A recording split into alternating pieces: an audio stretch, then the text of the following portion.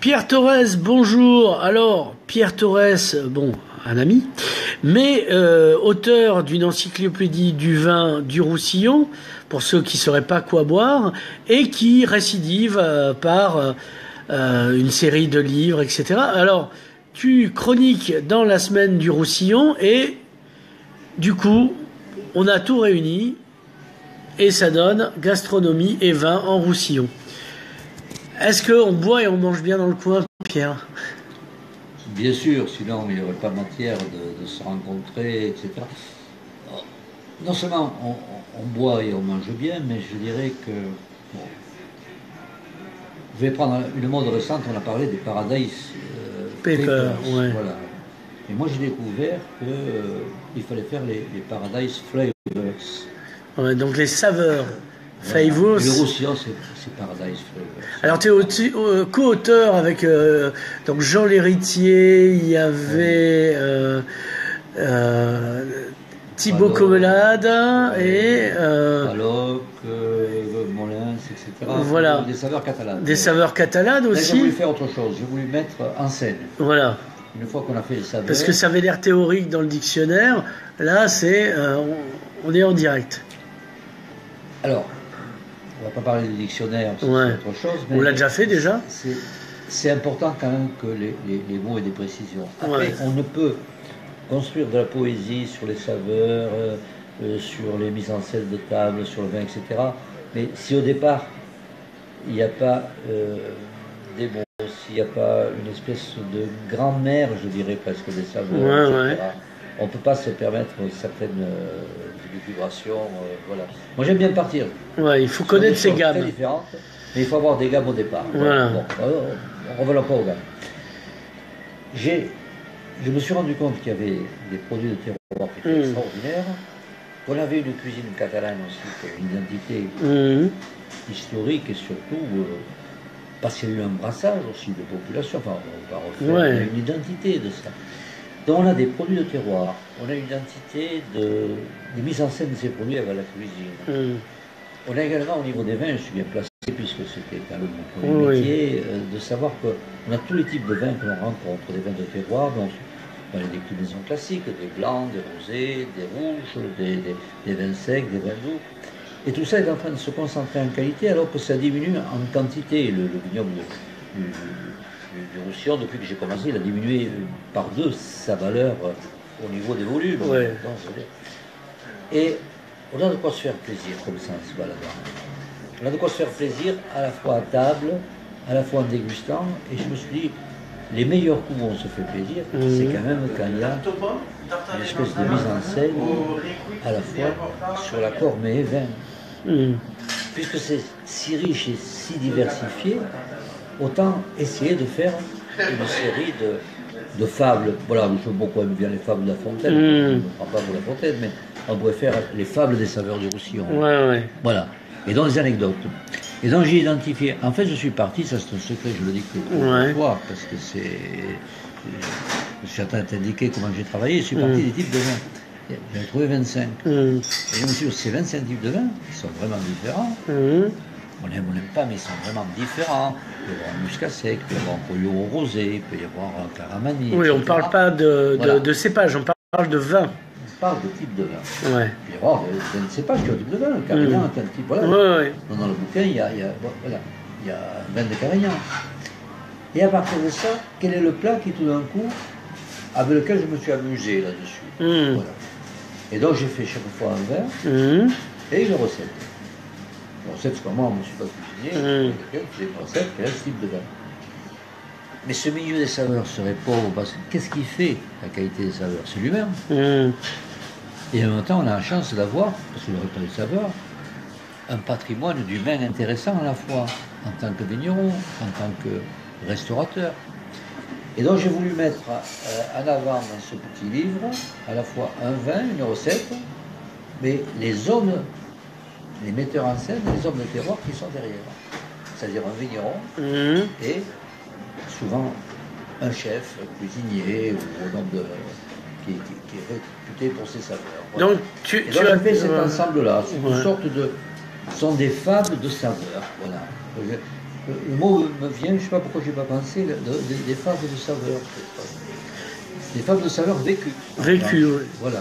Alors, tu es allé un peu partout dans le département, c'est-à-dire les Hauts-Cantons, comme on dit, la Cerdagne, le Cap-Cyr. Bien sûr. Les Corbières, enfin la partie Corbière catalane. Oui, bien sûr. Et etc. etc. Ouais. Alors, est-ce que tu peux... J'ai pris bêtement un roussillon administratif ouais. Qui est en fait des Pyrénées-Orientales. Voilà. On ne va pas rentrer dans les temps, on peut y rentrer, ça ne me dérange pas. Dans ce qui serait Roussillon, si c'était que la plaine de Roussillon, il n'y aurait pas la Cerdagne, il n'y aurait pas le Val-Espire, etc. Donc j'ai pris ce qui est Pyrénées-Orientales, bêtement, administrativement, parce que c'est vrai que si c'est bête sur le plan administratif, sur le plan de la réalité des produits de terroir, soit en revendiquant officiellement une appellation, quand on appelle le Côte du Roussillon, c'est l'ensemble du Roussillon, qui va jusqu'aux Corbières à Saint-Paul-de-Foluyer, d'accord, soit au niveau des tocs qui sont réputés pour le Roussillon, ce qu'ils appellent Roussillon, c'est en même temps, ça va de Pras de Noyau, en passant par Collioure, jusqu'à Cerdagne. Ouais. Alors quoi que veux-je dire? Donc oui, est-ce que tu peux nous citer des vins et des mets que tu as dégustés? Mais là, l'ensemble qui se trouve sur le livre, ouais. Voilà, bon, fais-nous un florilège. Comme bon, je ne vais pas faire un florilège, il faudrait que je regarde voilà, tu l'as sous les yeux, hop. Oui, je sais plus qui disait la culture, c'est quand on a tout oublié, et la gastronomie, c'est quand il n'y a plus le bouquin sur les yeux. Voilà.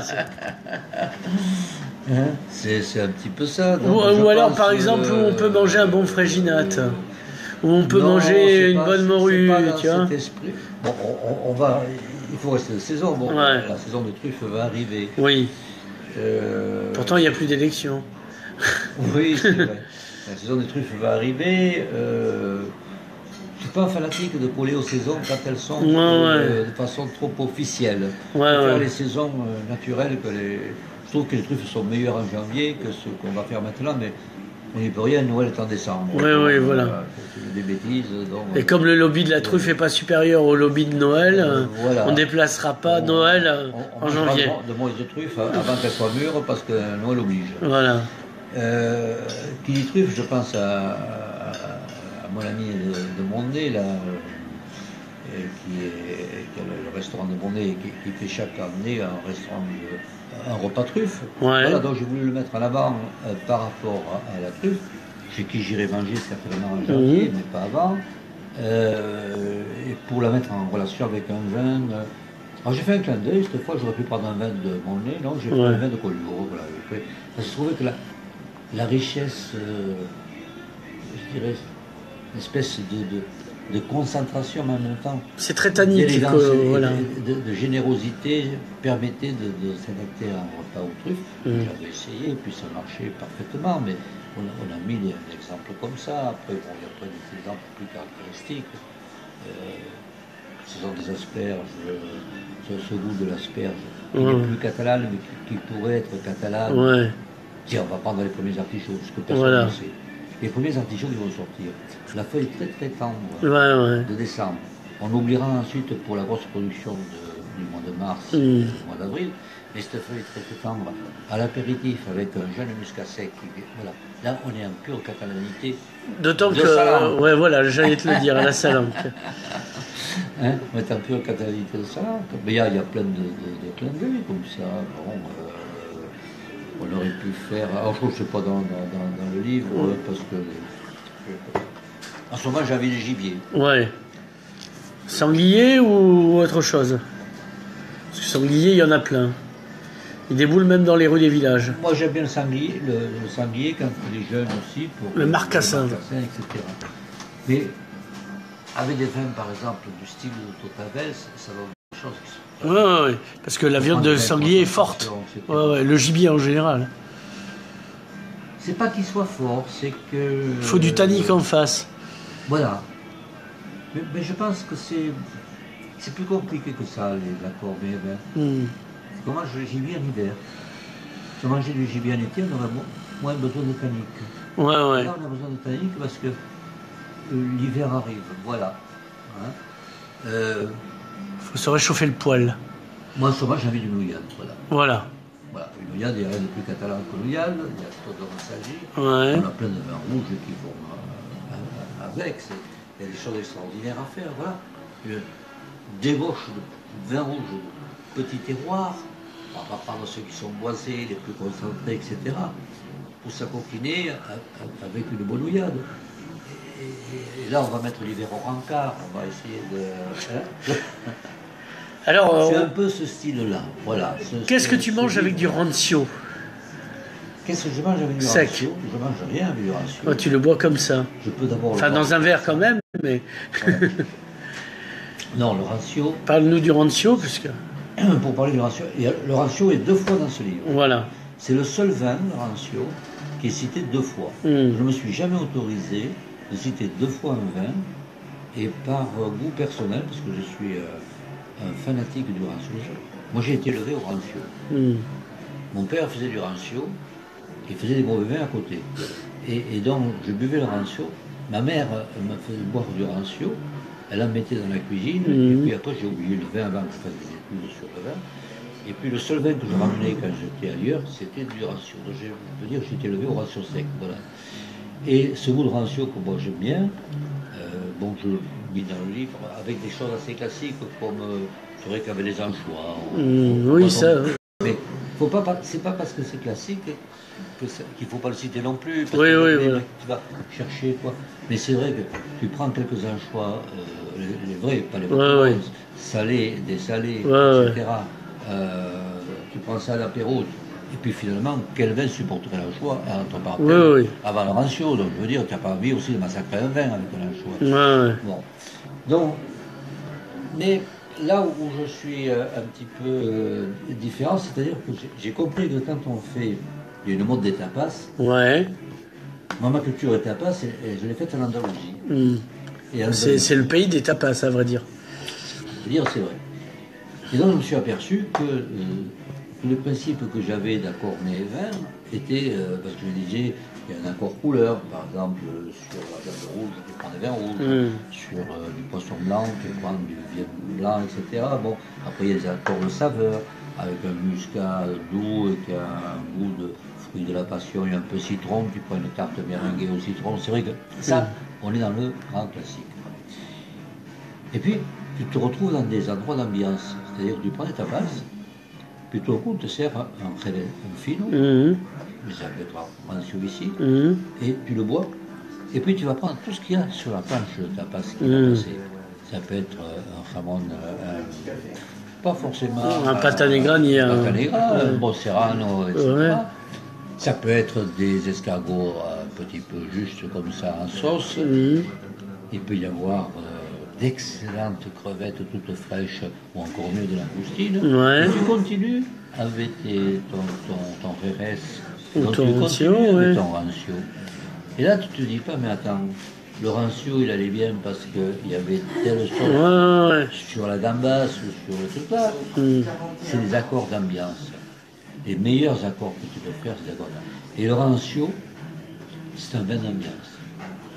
Si tu crées l'ambiance et que tu mets le rancio, il y a les plats qui se mettront à danser autour du rancio, qui soient habillés d'une certaine façon, d'une gastronomie ou de simples saveurs populaires, ils se mettront à danser parce que tu auras créé l'ambiance. Bon, voilà aujourd'hui ce que je pense du véritable accord mets et vin, c'est ça. Et le rancio, c'est ça. Crée à lui seul l'ambiance. Si tu sais bien le présenter, il te crée l'ambiance, et le reste, on va se régaler. Tu vas prendre quelques vieux fromages. En plus, quel vin va le fromage aujourd'hui? Il n'y a jamais un accord extraordinaire entre vin et fromage. Et tu le mets derrière ta planche, ta tasse, et tu continues comme ça, et tu fais un sans faute au niveau du plaisir du goût. Alors, toi, tu es un amateur d'endroits populaires, tu viens de le dire, d'ambiance, parce que dans les endroits populaires, les vrais, il y a de l'ambiance. Tu connais les halles de Narbonne, tu connais les halles de Gérone. Alors, c'est quoi une bonne halle? Alors, je n'ai pas été encore voir les halles de Perpignan, donc je ne mettrai pas. Voilà. Pour moi, les halles, c'est un endroit, c'est l'agora des saveurs. C'est-à-dire, c'est il ne peut y avoir un centre-ville et il ne peut y avoir une vie de la ville que s'il y a une vie des saveurs déjà. Une ville où il n'y aurait pas de vie de saveurs, pour moi, ne m'intéresse pas. Et dans la vie des saveurs, c'est un endroit où on va rencontrer à la fois des gens qui ont un savoir-faire, un tel sur les produits de la mer, parce qu'il y a des poissons, il y a des coquillages, un autre sur parce qu'il y a de la viande, l'autre parce qu'il y a des légumes, l'autre parce qu'il y a même des épices, etc.